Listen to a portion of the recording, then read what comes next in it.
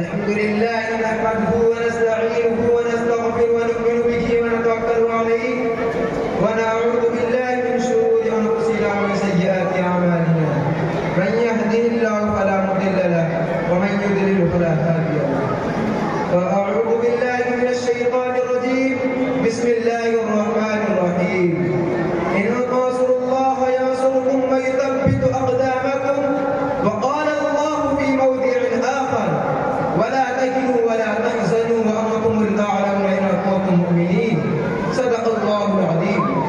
جب گل ستا کو خوب کی ضرورت پڑی سب سے پہلے گردن ہماری کٹی. اب کہتے ہیں ہم سے یہ اہل چمن یہ چمن ہمارا تمہارا نہیں.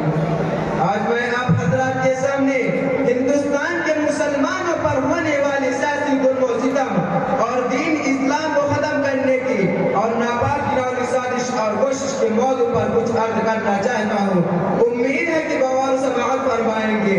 وہ ہندوستان جس کی حیثیت کے باغوں کو مسلمانوں نے اپنے خون جگر سے سینچا تھا, وہ ہندوستان جس کی آزادی کے خاطر بہرنا اشنا ساکن میں کود پڑے تھے, بے پناہ قربانیوں کے ذریعے اس کو پروان چڑھایا تھا. آج اسی ہندوستان میں مسلمانوں کو طرح طرح کی اذیتیں اور تکلیفیں پہنچائی جا رہی ہیں. مسلمانوں کے قلوب سے اسلام کی محبت کو ختم کرنے کی نہایت اور گرانی ناپاک سازشیں ہو رہی ہیں. اس میں شک و شبہ نہیں کہ دنیا میں حق و باطل کا تصادم روز ازل سے جاری ہے کہ ظالم و جابر, طاقتور, کمزوروں اور مظلوموں کی کہانیاں بہت قدیم ہیں. خرمن انسانیت پر کئی بار بجلیاں گری ہیں, باغ آدم میں کئی بار آندیاں آئی ہیں, وحشت و بربریت نے بارہا انسانیت کا منہ نوچا ہے اور حیوانیت کا ننگا ناچ کیا ہے. اس میں شک نہیں کہ ہم پر مصائب کے پہاڑ ٹوٹ رہے ہیں. ہم مظلوموں بے قصور پر فرقہ پرستوں نے ظلم و ستم کا نشانہ بنایا ہے.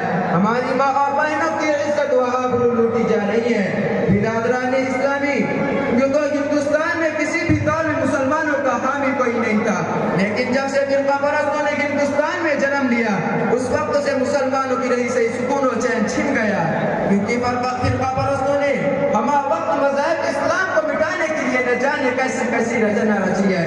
غور تو کریں, کبھی وندے ماترم جیسی گندی ناپاک چیز نافذ کرنے کا حکم ہوتا ہے جس کی وجہ سے نیندیں حرام ہو گئی تھی.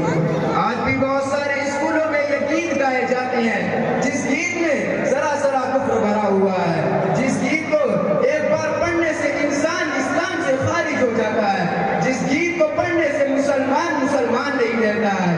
آج وہی گیت ہندوستان کے مدارس و مکاتب میں پڑھانے کے لیے بچوں کو مجبور کیا جا رہا ہے. آج ہندوستان میں مدارس و مکاتب کو ختم کرنے کی کوشش کی جا رہی ہے. ہندوستان میں مدارسوں کو دہشت گردی کا اڈا قرار دیا جا رہا ہے اور یہ الزام لگایا جا رہا ہے کہ ان کے پیشوا لیڈر کے ملا ہیں, اس لیے پہلے انہیں ختم کیا جائے, اور اس کی آسان صورت یہ نکالی گئی تھی اب مسلمان کسی بھی مدارس و مکاتب اور مساجد کو ختم کر دیا جائے. اسی وجہ سے ہماری عبادت گاہ پر پابندی لگا دی گئی تھی. اب مسلمان کسی بھی مدارس و مکاتب اور مساجد کو نہیں بنا سکتے.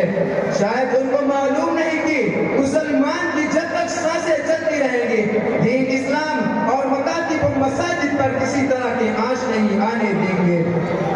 ہم تمہاری دھمکیوں سے خواب کھا سکتے نہیں, ظلم کے آگے ہم اپنا سر جھکا سکتے نہیں. عزیزان گرامی, اگر وطن ہمارا جان مانگے تو ہم جان دے دیں گے, اگر وطن ہماری اولاد مانگے تو اولاد دے دیں گے, اگر وطن ہمارا مال مانگے تو ہم مال دے دیں گے, اگر وطن ہمارا سب کچھ مانگے ہم سب کچھ دے دیں گے. لیکن یہ نہیں ہو سکتا کہ مسلمان نبی صلی اللہ علیہ وسلم کی جاہ و جلال دے.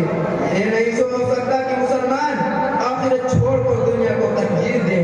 میں آپ حضرات کے سامنے ایک واقعہ بیان کرنا چاہتا ہوں. غالباً پاکستان میں پیش آیا. ایک نوجوان نوکری سے گھر گیا, اس کی بیوی نے اس سے ماں کی شکایت کرنے لگی. نوجوان کو غصہ آیا اور ماں کو مارنے کے لیے گیا. بیچاری بوڑھی ماں نماز پڑھ رہی تھی. سخت دل نوجوان نے سجدے کے حالت میں ماں کے گردن پر پیر رکھا, اس کو زور سے رکھا کہ ماں مالک حقیقی سے جا ملے. اس نوجوان اور چچا ساتھ بھائی دونوں ماں کو دفن کرنے کے لیے قبر تیار کی. پھر وہ نوجوان اور